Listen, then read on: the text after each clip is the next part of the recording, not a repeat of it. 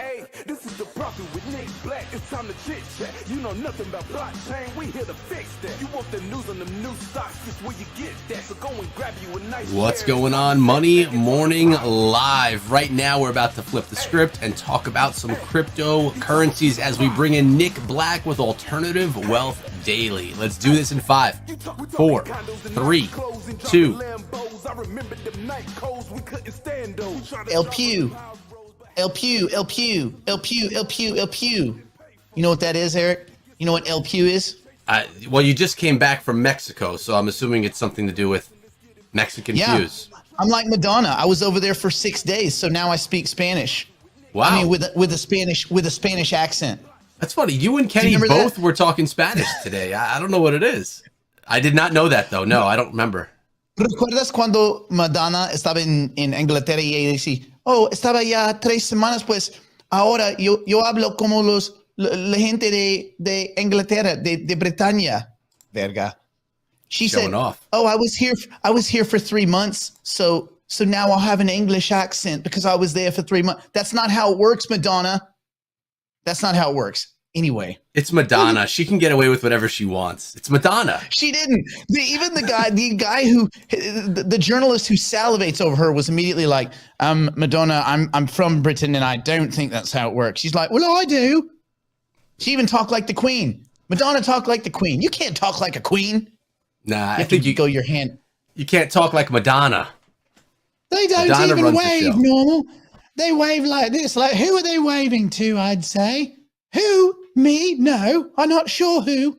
Anyway, welcome to Alternative Wealth Daily Live, which is a lot of words that equal you making more currency units. We are going to talk about a bunch of stuff today. We will first, apologies for the terrible internet or lack of internet for the Tuesday show. That was not how we planned it to go. So in the future, we'll have a backup plan. I actually heard that was on Brandon, that mistake there. It wasn't the internet. I just think Brandon had tech issues. I do think we should blame Brandon. We should. He's a great guy, but we're going to blame him for that one. That's fair. So, yeah, because he can't defend himself. And the way we do it in America is we blame people, we do some character assassination, and we don't let them defend themselves. That's how we do business. Yes, yes, I agree. Okay. Should we talk about Biden's crypto order? Should we talk about that? Yeah, let's get into our crypto headlines right away. And as you mentioned, we will start with this one. Biden issues long-awaited U.S. executive order on crypto. Federal agencies will evaluate their approach in 6 key priorities within the digital asset sector. I'm sure you're more well-versed on this than I am, Nick. What are they talking about here? Do we have reason to be concerned, really? That's the main thing. Well, I would ask anybody here, let's do a show of hands in the chat. Yes. When is the last time that about 12 different government agencies all got along and they were all on brand, all on message? I'm not sure if it's ever happened. I think I don't think it's ever happened. Well, this is what he's basically said. He basically told everyone to walk a camel through the eye of a needle or some other kind of ridiculous magic. So Biden signed a first of its kind. I like how they make that a big deal. It's the first ever. Of course, he hasn't talked about cryptocurrency. So yeah, it's the first ever. Will the next one be the second ever, or will it be the first ever, but like slightly different? Anyway, it's a first of its kind ever executive order on cryptocurrency Wednesday directing. So the order was, listen, everyone, please go and do some research and just get back to me. If you could just get back to me in I don't know, 6 months, a year. That's basically what he said. He told all these agencies, get back to me in 6 months to a year. The order does not lay out specific positions the administration wants agencies to adopt. It does not create any regulation. It doesn't even really weigh in on that. So this is the best dumb group of words, the best terrible waste of whatever scribe had to write this dribble. It's the best version because what it tells everyone is, yes, this is a real space. We understand. Oh, but I will say this, and let me go through this. But the one takeaway I did get is that there is a possibility that the long run of this is that the Federal Reserve would, for the first time, get the ability to issue stimulus in the form of digital dollars. If we get to a point where we have a digital, not if, when we have a digital dollar, there is some kind of innuendo that the Federal Reserve would have the power to issue digital dollars directly in real time into the economy. And I have thought, as you all well know, because you're a very smart group, Eric, quick question. Does the Fed print money? No. No, that's right. Chat, what does the Fed print? Anyone? I know they're going to get it because this is like the smartest group of humans on the Earth planet. Well, they print Toilet expectations. Diana actually has it. They print bank reserves, which are inert assets. And I want everyone to understand this really quick in the context of this.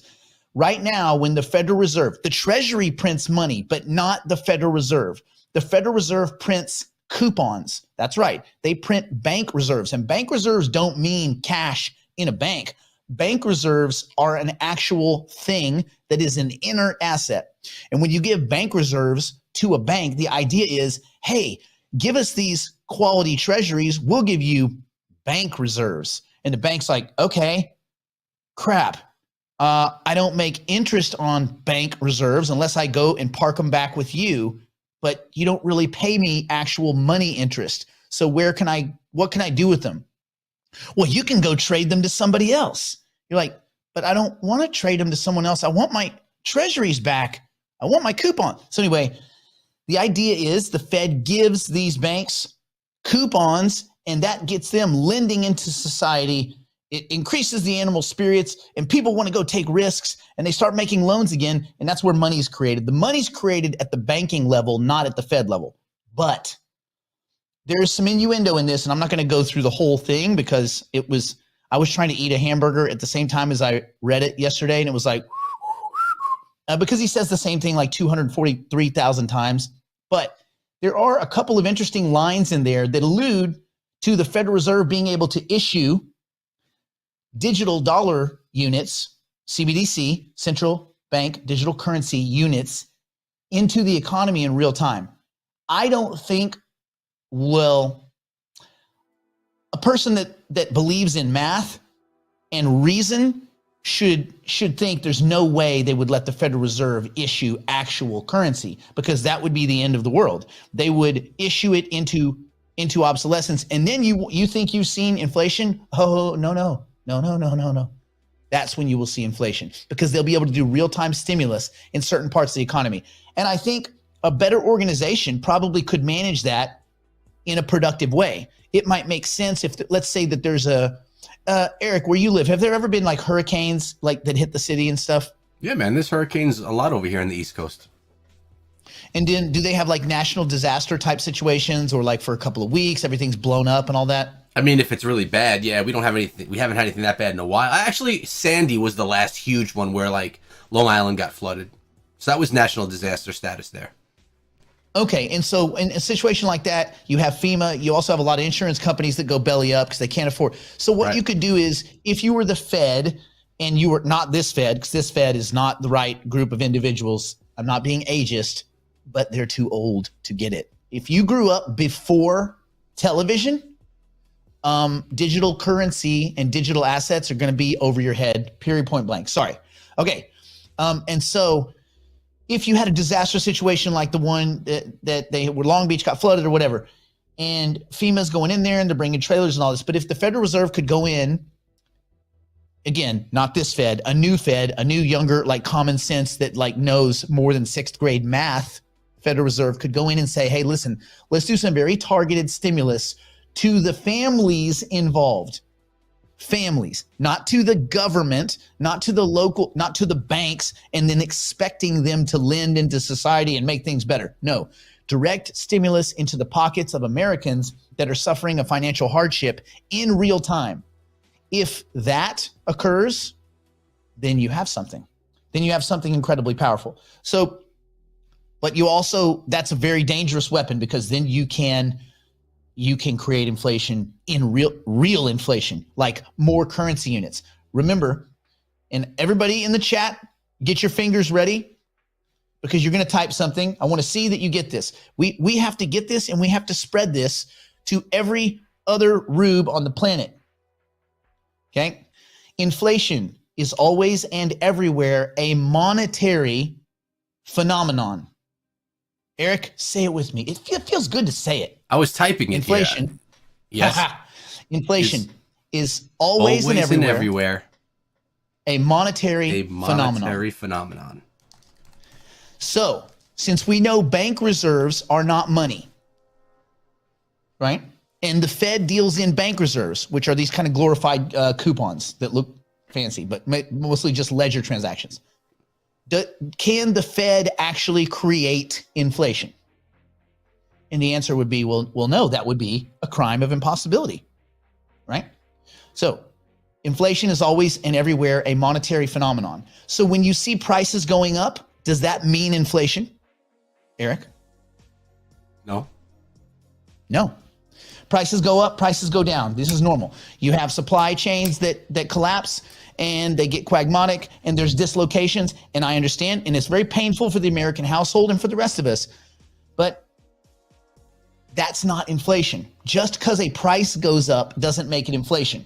Competition for assets, while that can push the price up in nonlinear markets, for housing, as a matter of fact, in Los Angeles, where there always seems to be a certain amount of people that just want to move into Los Angeles, prices go up. It doesn't matter. But if you look at the aggregate, okay, if there aren't the monetary inputs, whether a price goes up or down, there's a lot of reasons why prices could go up or down. Prices in exotic cars, which I deal in, are going up right now, not having anything to do with inflation, having to do with chip shortages and supply dislocations when those factories shut down for anywhere from 6 months to a year, or they went to small, like very limited throughput during the whole COVID thing. And so you see these snafus, once they work themselves out, then you start going, okay, like right, today's CPI print, 7.9. You say, oh my, this is outrageous. But if you back out beef, just beef and gasoline, the number is not dramatic at all. And so you don't want to fall into the typical inflation, we're going to all blow up and all this kind of stuff. So since inflation is always and everywhere a monetary phenomenon, if you don't see the monetary inputs, what you don't have is inflation.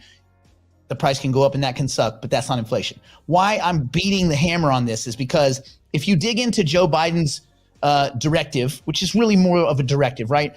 He's directing federal agencies to coordinate their efforts at drafting these regulations. He's not drafting regulations. He's saying, you guys go and, first of all of you different organizations, you go out there and draft.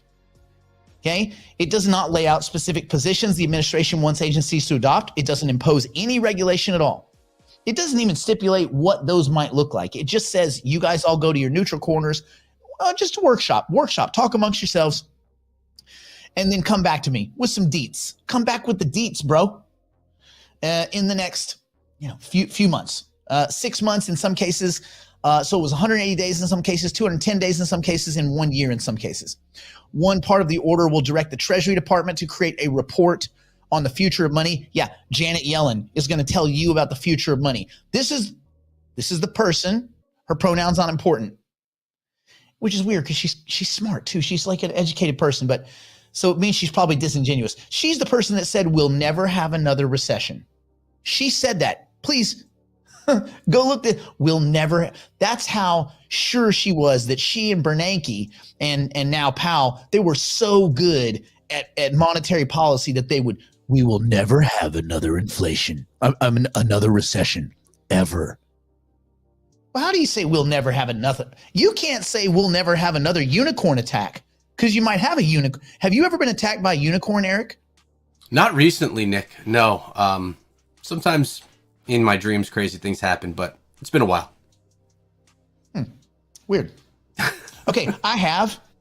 And everybody thinks unicorns are cute. That's weird too, Nick. You're calling me weird, and then you come back and say I have.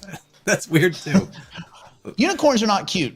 If you've been attacked by a unicorn, you know exactly what I'm saying. All right. Beautiful. So he directed Gentleman Joe Biden directed federal agencies to court. Listen, I promise you, Joe couldn't enunciate half of these words in this policy. He would stumble through them like a little kid trying to sound out the word Albuquerque at a spelling bee. Have you ever tried to spell Albuquerque? I will not.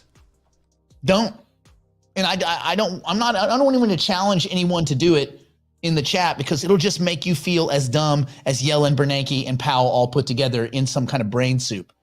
Anyway, the team Biden, well, Team Biden, I feel is fair. Team Biden is directing federal agencies to coordinate their efforts drafting cryptocurrency regulation. So he's going to have them all go draft their own version of regulations. It is going to be a quagmire souffle, light it on fire. A souffle. A souffle. Put brandy on top and light that on fire. Sounds good. I haven't eaten yet today. No one knows how to spell Albuquerque. No one. Not even the people that live in Albuquerque. If you try to pronounce it, it doesn't even come out. Okay. The whole of government it's an effort for every single organization in the government, even your local PTA, to regulate the crypto industry, focus on consumer protection, financial stability, illicit uses, leadership in the global financial sector, financial inclusion, because they care so much about getting everybody into the system, and responsible innovation, according to a fact sheet accompanying the order.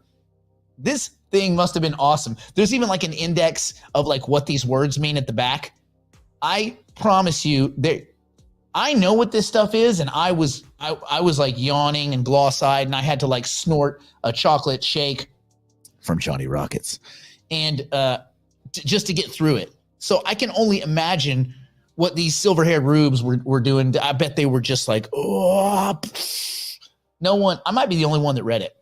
By the way, don't go read it. It's awful. Anyway, the executive order is focusing on these things, growing the digital asset sector. So it was actually quite positive. I did continue to get a very positive feeling from it, in that this wasn't a squash order. It does have some of the same usual suspects. Let's get illicit crime, terrorist financing, blah, blah, blah, blah, blah. Okay. But it's written in a positive note. It's not a negative document. So I think it's a huge win for crypto, because everybody was expecting them to be like, we're going to step on crypto, which, by the way, you can't.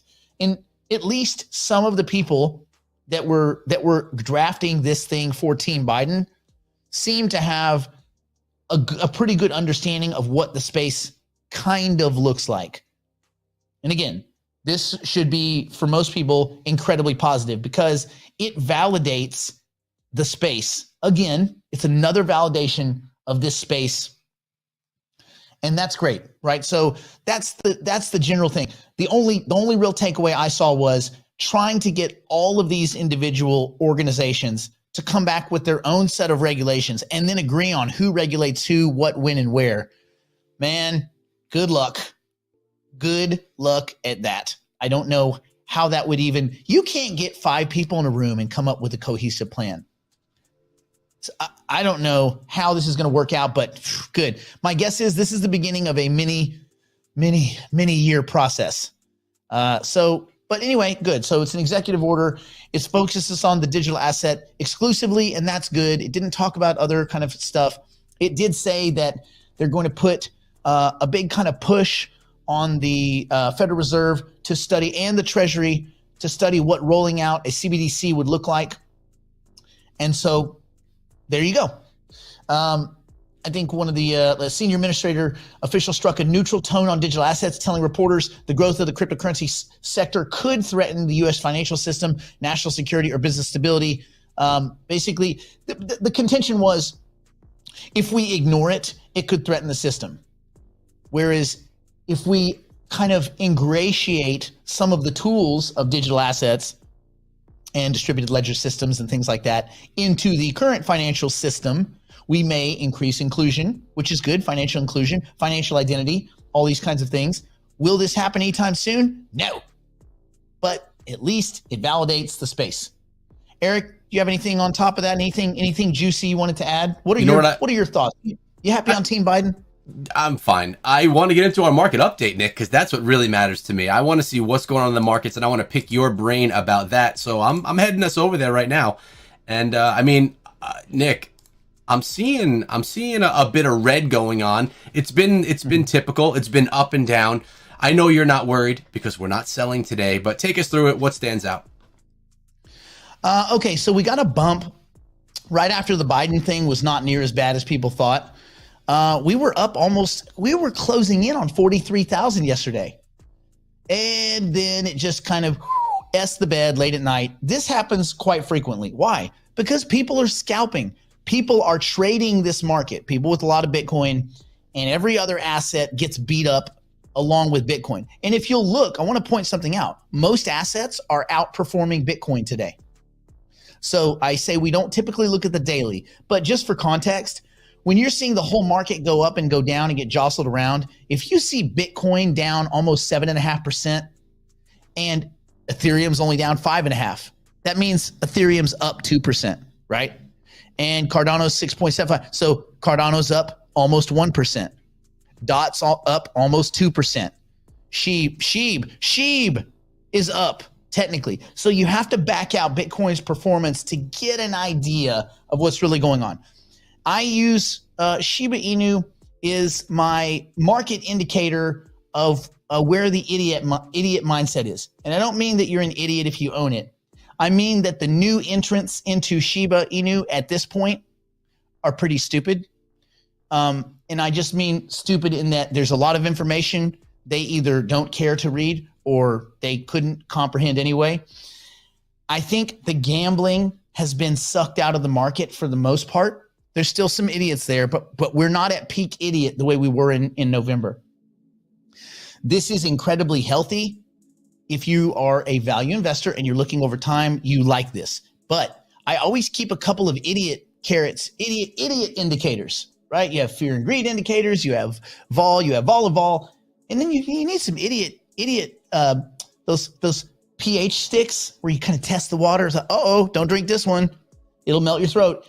So Shiba is that. I look at the price to see where the rubes are at. I also look at the greater NFT space, which I participate in. I bought some art over the weekend. I bought a couple of pieces. Paul Jackson, who just did another drop, and it's so cool, the stuff. I won't get into it, but I realize that I'm lighting that money on fire until the next bull run where everybody's super excited and then and you can sell. But artwork is greater fool. So it is important to understand what fools are doing, right? And most of the crypto space early on was early adopters, and then the gamblers came in. And during 2021 and part of 2020, once the stimmies went out and people got paid to sit on their couch, there was an incredible amount of bad behavior in the crypto space. So you still want to see what's going on with that bad behavior. And so anyway, I don't think Sheeb to the moon unless, and this is one of those things where the earth is here and the moon is down here. So it's like, yeah, to the moon, bro, moon. Yeah, Sheeb is a litmus test. Okay, Sheeb out-doged Doge. Okay, so here are the things that I am thinking are quite tasty right now. And this is what I will be buying. Dollar cost averaging. I'm going to buy more Algorand because it keeps getting punched down below $1. I'm just going to keep dollar cost averaging below $1. It will break out.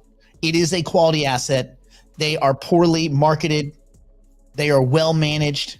They have a lot of legitimate institutional relationships, unlike Ripple. And actually, I do think Ripple will get out of this at some point, but I think they're going to have to settle. And I think there's going to have to be changes in the way the token is managed. It's still not really decentralized. Like, I'll give everyone an example. Eric, you have a node and I have a node, right? Yes. Let's say we give a node to Brandon. Okay. So the three of us, we're not the same person. No, we're not. I'm not the boss of you. I'm not the boss of you. So we are the network, right? Yes. No one of us can dominate the network. But from afar, someone might say, wait a minute though, those guys are all buddies. Yeah. That's the Ripple network. That's gotcha. the problem. That's the problem with the XRP system is that all of the nodes, it's kind of a federated system. There's, 25, 30 nodes. They're all buddies. Gotcha. And so you go, well, 5 of them are actually Ripple. 5 or 6 are actually the company Ripple. And then the other ones, are either subsidiaries or buddies or have not banking relationship, but partner relationships. So you when you look at it, you go, well, that's stupid. That's not at all decentralized. And that's part of the problem. The other problem is, scammy individuals. But Algorand has none of those things. They do have a decentralized system.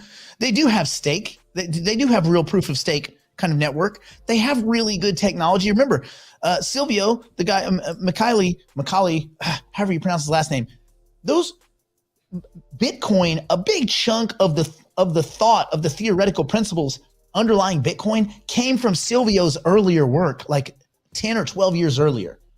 So the guy's not a dummy, and the team, they're not dummies. They just have zero communication skill. So that being said, Nick, I wanted to sorry, I'll let you finish your thought. Buy quality stuff. Go ahead. No, go ahead. Well, I was looking at your list right there, and I noticed that you're following AXX, Axie Infinity. That's actually a mobile game that I have on my phone. So I'm interested to hear why you're watching that one. I'm watching it because Nexo started offering like 30% or 28% yearly yield on it. And I thought, my God, man. So I put I put 2 Ethereum into it. Your little 2 Ethereum. I heard you say your little 2 Ethereum. I bought my little 100 tokes. I bought my little 100 tokes. Good for you. Yeah, I mean, I'm not going to get rich off of it, but I bought my little 100 tokes. It's a good game. So yeah. I don't play the game, but again, I am interested in the space. Just because I don't personally like something, it doesn't mean I'm not going to at least look at it, because I like money more than I like anything else. So be a money maximalist. Just don't be any other kind of maximalist. Don't be an absolutist. Try not to use permanent kind of statements. This will never happen. I always, I never. Those kinds of statements are kind of gooey, and they don't really do well over time. So things are all percentage based. There's not really any complete absolutes, at all. Heisenberg and Niels Bohr taught us that to Einstein's sadness and dismay. Okay, so as you go through this market, you don't really care. Everything's tracking Bitcoin basically. I think 1 at 12 cents, man, me likes it. So I'm gonna probably be adding Harmony 1. It won't be the first thing I add this week, but it's gonna be in the bucket of things I add because I'm dollar cost averaging. I think my next time to buy isn't till I do every 3 days. I buy a little bit every 3 days. So I think I have to check, but I think I might get something tomorrow. Tomorrow might be a day to buy a little stuff. But anyway, so I'm liking Algorand. I'm liking 1. I'm liking any of my core assets. Cardano at 80 cents. They're doing tons of upgrades. That network is getting faster and stronger, and they're onboarding millions and millions of people to their identity system, digital identity, DIDs. So, man, things look yummy. Oh, look at our spammy junk. Okay, let's switch gears for a second, just because I think we get the point. You find the quality assets, the assets that you like. I'm not going to tell you what to buy. You decide what you like, and you dollar cost average your way into it, and that protects you from the emotional roller coaster, the vacillations that you would experience. Why don't we talk a little bit about trade type assets versus value investment type assets, short-term versus long-term? What do you think? Yeah, man, let's get into it. And I actually just grabbed a great question from the chat, which we'll get after that when we get to our crypto Q&A. Okay, so kind of the short-term, long-term thing. If I go back to the top of the list, I think, okay, you can kind of reduce this down to the simple. Okay, in the near term, what are some things, okay, Eric, what are some things, some big kind of headline things that might change over the next 2 to 6 months, let's say? Well, some big headline things. Status of what's going on in the world right now with Ukraine and Russia. That could be a pretty big deal right now, right? That could be a big one. Mm-hmm. That could be a big one. So, and I believe that is a big one. So let's just take that one for example.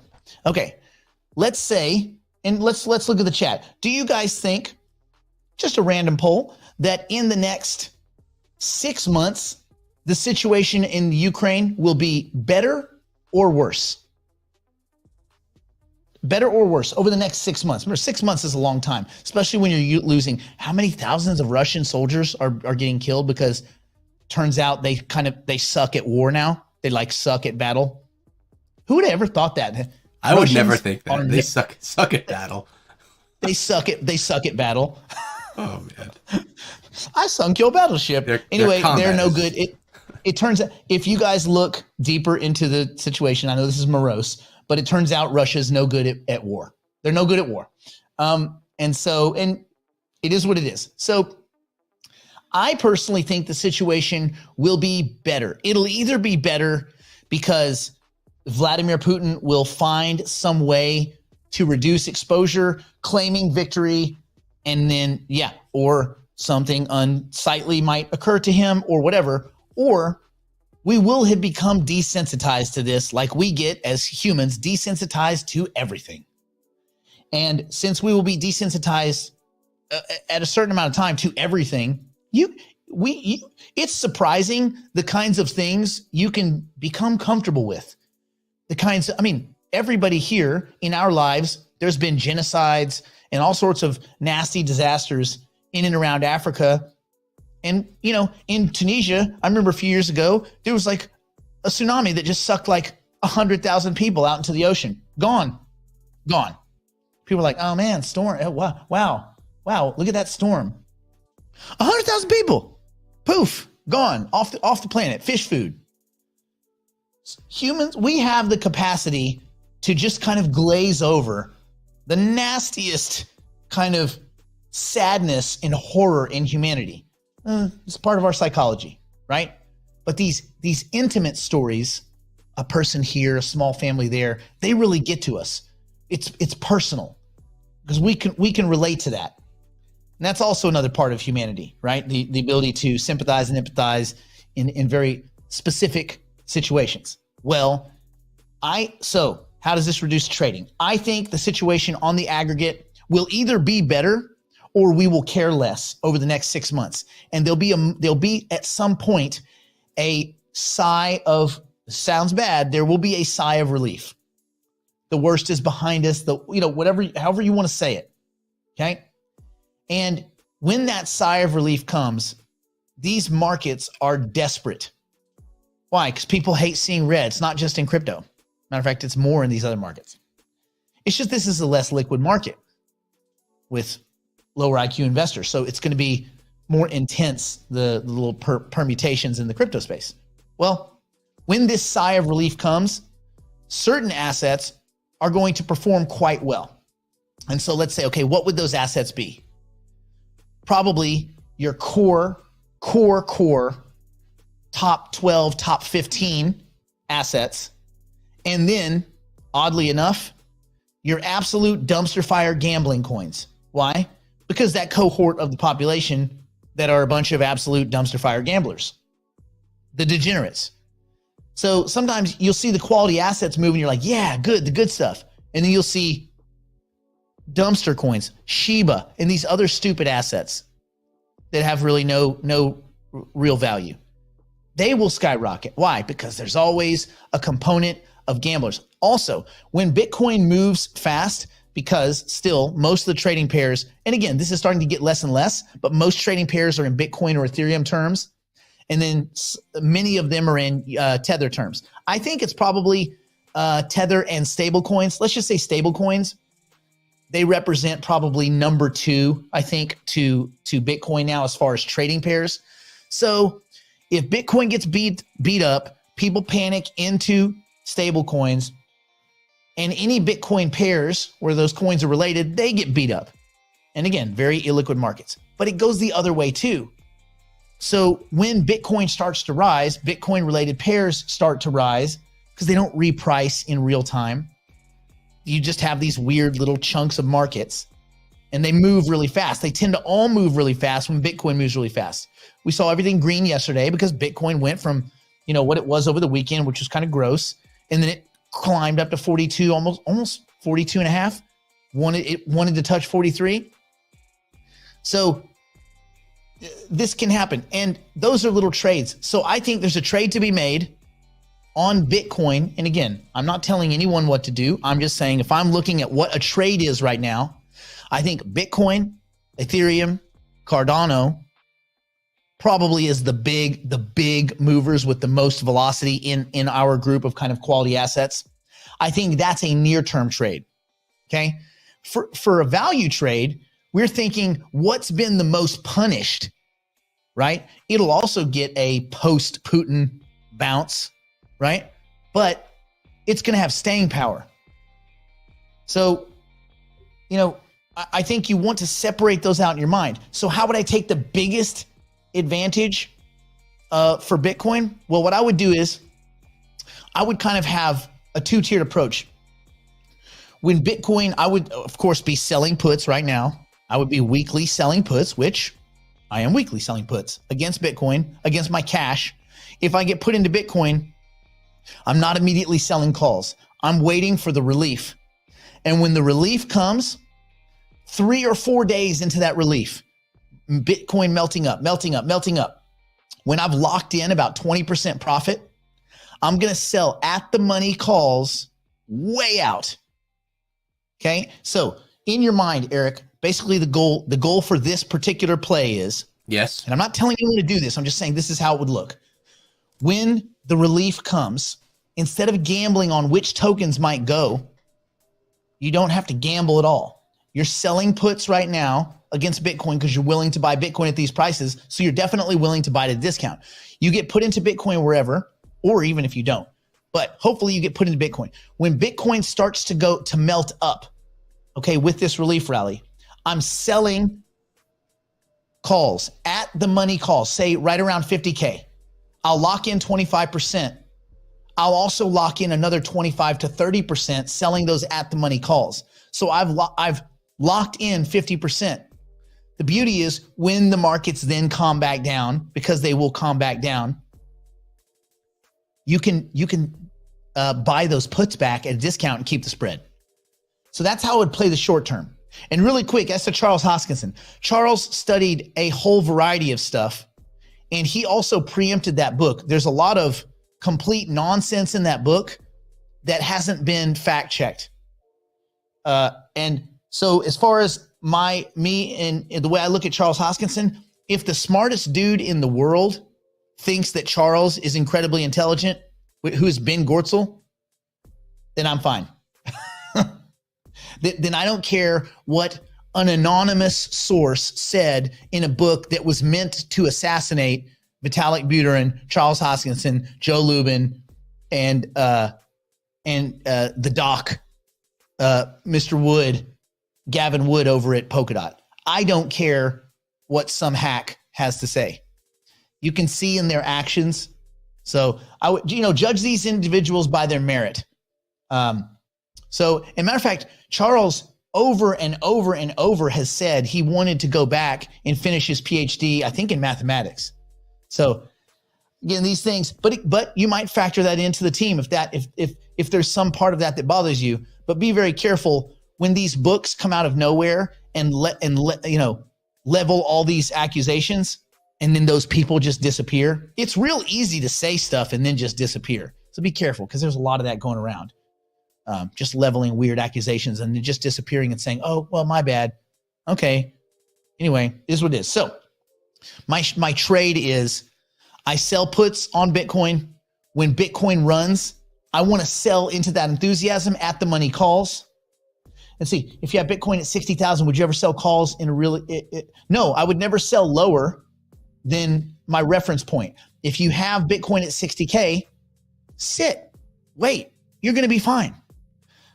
Give it a month or two. When Bitcoin gets back around 50, 60, 70K, sell a year out, sell at your reference rate, which is 60K. You can still sell 60K. Matter of fact, we can take a look at that right now. Eric, you want to jump over? Should we look at, I think we even had a question that had to do with options, but yeah, let me just show people what I'm talking about. Let me show you what I'm talking about. When I say I would sell at the money calls a year out. So I would go as far out as we can go, which right now is December, but they'll open up these other contracts. You could sell the 75 right now. So let's say you have the 60, you bought Bitcoin at the 60. You can sell right now between probably clear those at 1,800 bucks a pop. Okay. So 3, 4, 5% that you'll lock in. And that's at 75K, which means if you get cleared out, you're taking 15K on that. You're taking another 25%. So you're clearing 30%. 30% profit for a position that looked flat. So, and what I mean by that is you bought it at 60K, and even though it's below 60K, I can sell the 75. I'm either going to get, called out because in December of this coming year, the price is 76,000. Well, they're going to pay me 75K a Bitcoin on my $60,000 Bitcoin plus the premiums that I collected, which is probably somewhere around $1,800, which is what, 3%? So there is that. So anyway, there are ways to scoop this up. But what I would do is I would wait till you get back to your reference rate and your price, your current price, and then I would sell, because look what happens when you get closer. So we're only at let's call it 40,000. We were 40,000 last night. 50,000, which is 25% out of the money. I mean, does that make sense? Because you bought it, you own it at 40. You would sell out at 50 if you sold this and it was 51,000. You would get called out at 50K, which is 25% profit, plus the 54 to 5,800, let's call it 5,600 you would collect, which is another, 7 or 8%? So now again, you're at a 30+%. And this is why you hear me say, you can almost always lock in 30% premiums on Bitcoin. And that's without leveraging down. So if you're okay with these two things, owning Bitcoin or owning cash, you like owning money? Do you like to own? Eric, do you like money? I like things that hold value. But do you like cash? I mean, I could spend cash right now. So yeah, I like cash. Okay. Do you like Bitcoin? I like Bitcoin. Do you like Bitcoin and cash? Yes. Do you like cash and Bitcoin? I do. Okay. So you have checked all the boxes. I did. Right? Because they all hold value. Those are the only scenarios in the Bitcoin options market. If you're a seller, okay, those are the only scenarios. You're either all in cash, all in Bitcoin, or a combination of cash and Bitcoin. And if you're okay with those outcomes and you're a net seller, you don't lose. You be patient, be slow, take your time, be the casino, let these other rubes gamble. And so that's my short-term trade. My long-term trades, and again, this is just the methodology, a year or better, is I'm just looking at who's taken of my quality assets, my top, say, 5 to 7 assets. Who has taken the most punishment? Well, let's go to the 1 year for that. It does all the work. My quality assets, Bitcoin down 31%. Ding. Cardano down 31%. Ding. Polkadot 56%. Ding. Algorand 36%. Ding. That's it. You don't have to look any further. Your work is done. Ding. That's like the money version of PPU. And then the other thing I would do is I would go to my, because I believe so much in the AI space, I would go to my AI space and I would say, okay, where are we at? Well, we don't even have yearly data on NewNet, but it's almost at the price of the initial token sale. So if you think you missed it, there might be assets that you thought you missed, but because of these repricings, again, when all of the dummies leave the market, they take their currency units probably to go pay rent. But when they leave the market, you start to see what's left, what is left on that skeleton.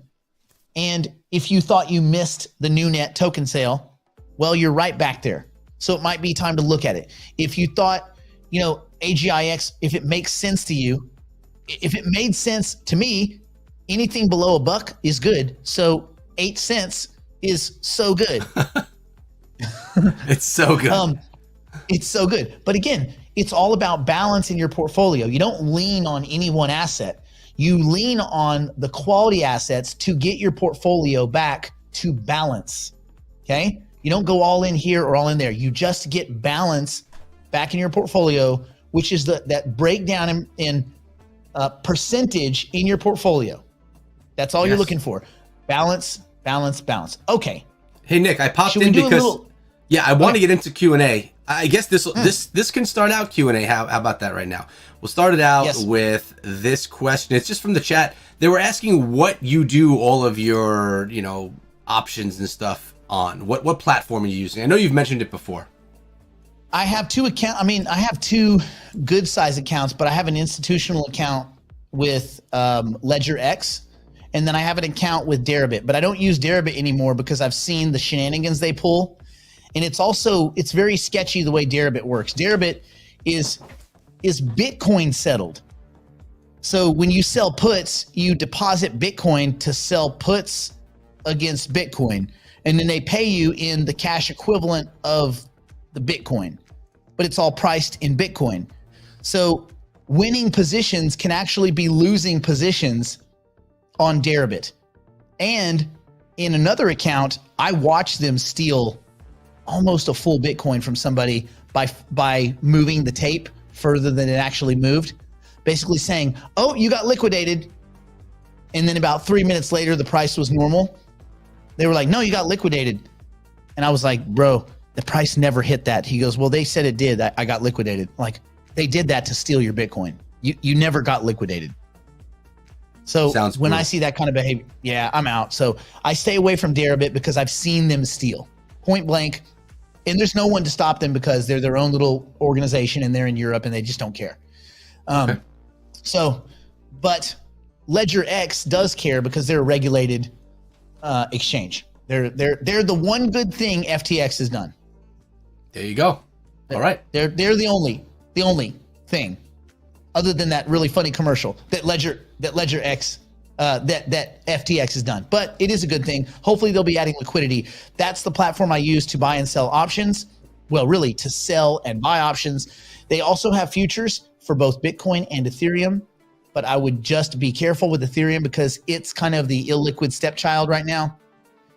I don't think Ethereum is exciting as a lot of people in the financial space seem to think it is. And I think it becomes less exciting each day as these layer 2s and these other layer 1 projects get more notoriety. Okay, all right, off we go. I have another question from the chat. It kind of includes Ethereum, or at least wrapped Ethereum. Nick, can you comment on Lux and X2Y2? Now, I know that I'm particularly in Lux. I stayed out of X2Y2. I know that you had some thoughts on this. I thought maybe you'd want to share with everyone how you're feeling. Lux I really like. I like their team. I like what they're doing. Soon you'll be able to mint and create projects directly, even generative projects directly at Lux, at their luxrare.org. I like their staking. I like that they share Ethereum. I am currently doing both. I am earning Lux tokens. I'm staking Lux tokens, and I use Lux. I bought and sold NFTs on Lux. The problem is most people are still using OpenSea because they just like giving money away to those idiots that steal from you. And that's fine. But I really like it. Now, their kind of opening proposition was, listen, we'll pay you in Lux tokens for coming on over based on how much transactional volume you did over a certain period of months. We'll give you these Lux tokens. You can sell them, or you can take the Lux tokens and stake them. You can earn Ethereum and more Lux tokens. Great. Here's our platform. Here's all the stuff we're doing. It's a really cool team, open source. It's awesome. Then there are the people that tried to copy exactly what LuxRare did, which is X2, Y2, whatever. And they are a scam factory. It is nothing but a copy and paste scam, and they don't have the technical savvy. They don't have the chops. Their team is weak. Their token is weaker, and it's terrible sauce. So I think it's pretty clear that you should stay away from it. I also was asking some questions in their Discord, math questions. I said, how will you pay these staking rewards, which you guarantee if the Ethereum fees are higher, so to the level where they're higher than the value of the token? Wouldn't people be losing money if they either staked or tried to get their tokens out? And they immediately put me on a 24-hour timeout for asking a question about math. Go sit in the corner, Nick. You know what I didn't like about X2Y2? Because I was looking to get in. It was going down. I'm like, this may be a good opportunity because the rewards were like 4,000 or something like that percent. And I decided not to because I noticed that only about 5% of the rewards came in Ethereum. And the rest of the rewards came in X2Y2. So that meant I would have had to really believe in that token, where Lux tokens, I'm getting 125% of my rewards in wrapped Ethereum, which is something I believe in quite a bit more. So I like that. And let me, and to put a cherry on that, or a bow on it, or whatever is the correct analogy, X2Y2, every day they were reconfiguring not only, so let's say you accumulate rewards, right? In Ethereum, in wrapped Ethereum on these platforms. Well, you would accumulate a reward and the next day it would just be gone. They weren't actually paying the reward they said they were paying. They were paying their funny money token that they created out of thin air, but they weren't actually paying the wrapped Ethereum. They just continued to change it. I had almost earned one wrapped Ethereum, 1.0, like $2,500. And the next day it was 0.01. I was like, wait a minute, that's 1% of what I just had. And of course, there's nobody you can ask. And if you go into their Discord, they'll time you out. So they'll put you on punishment. So when I see that kind of behavior, I'm like, I'm out, man. My name's Bennett and I ain't in it. Okay. Doesn't sound good to me. I like looks. I like their team. I like what they're doing.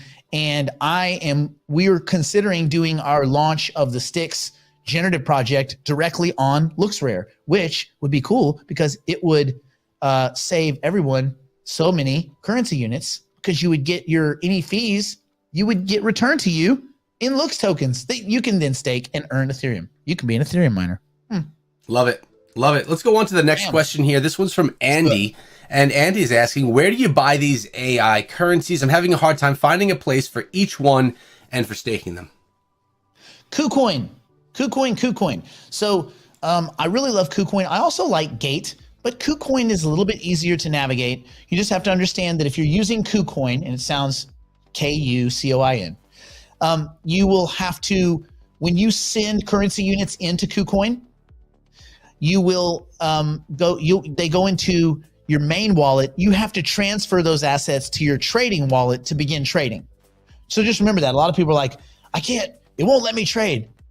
No, you have to go in KuCoin. You have to go from your main wallet and just transfer using the little arrow over into your trading wallet. There's no fees associated with that. But then from the trading wallet, you can then make trades, and you can set up a bunch of trading pairs and mark them as favorites. And then when you pull up your trading pairs, you can look at the market and go, oh, that's a cool trading pair. Maybe I'll go from Ethereum to XYZ coin, or maybe I'll go from Bitcoin to XYZ coin.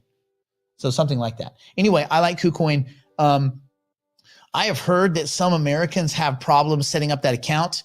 However, if they say, and I'm not saying to do this, but I've heard somebody said, I read it on a wall in the chat room, that if you say you're Canadian, that maybe it's easier.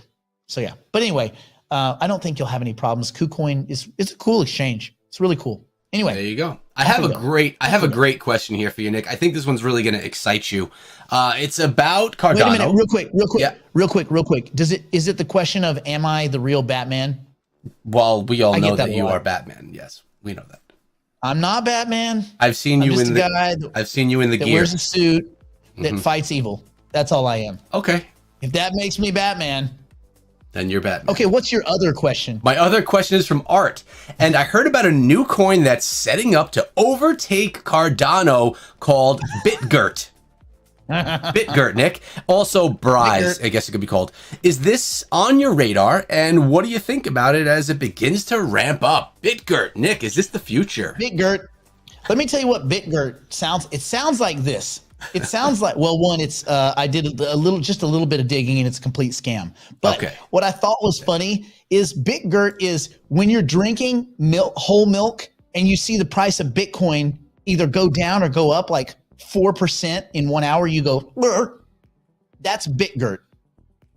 It's just a reaction in your lower esophagus. That's what a BitGert is. It's a BNB. It's another dumpster BNB project where there's a gazillion tokens. The price is as many zeros as you can put before people lose the ability to eyeball the zeros. You know why dice have 6 sides? Then there's all those dice that you can for Dungeons and Dragons that have like 40 sides, 100 sides. You just look at it and go, what in the smoke? Well, they have numbers for those.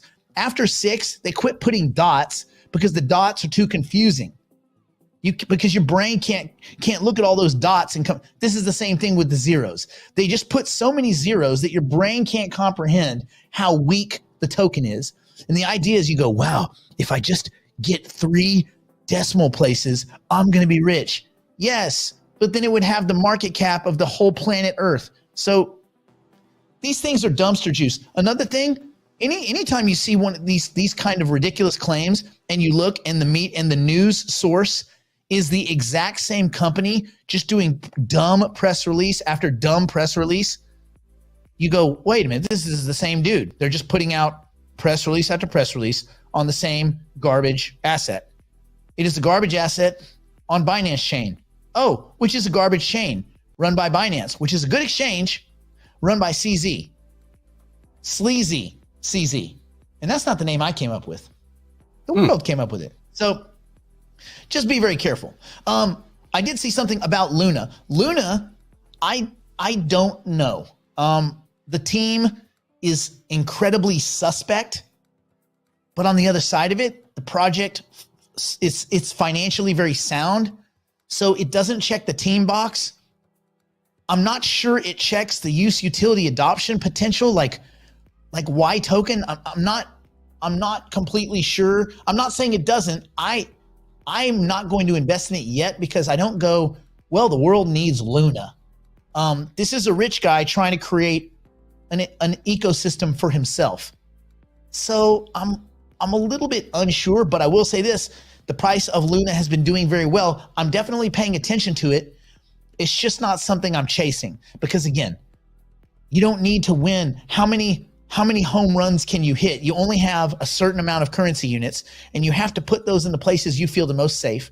And I think that you put those in with the teams, the tokens, the timing, the tokenomics. You do your 5 Ts. You look at the safest place. We did this last week, where I think we did this Friday, right, Eric? Where we went through and we did the 5 Ts. We did. And to feel and it will tell you where you should be, right?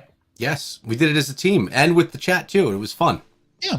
With that being said, Nick, it comes to your pick of the day. So we're going to end things right there, kind of round it out. What are you going to suggest or what are you going to be buying today in the current market, Nick? Harmony 1. Harmony 1. 12 and a half cents, 12.7 cents. Come on, man. It's too delicious. It's too delicious. Even if you just play it back to 20 cents. Yeah, I see that. It's too delicious. It's Tastes delicious. Too good. I Well, want some of that. So anyway, this was a good one, and I enjoy. Yeah, we're going to call it a day. Yeah, we are. We didn't get the 2 questions, but it's okay. They weren't that great anyway. You know what? We can get to them tomorrow. We could. Oh, well, now we can't because I said they weren't that great, and I don't want to hurt anyone's feelings. Right now, no one knows what those questions are, so I didn't hurt anyone's feelings. No one knows if they're not that great. They just won't know. Stay out of trouble. True. Stay in school. Don't do drugs. Don't do anything my poor insolvent drunk strung it on meth grandmother wouldn't do, or Eric and Brandon wouldn't do. And as you know, they're almost like on the same level as grandma. And on that note, pew pew pew pew pew pew pew pew pew pew pew pew pew pew pew.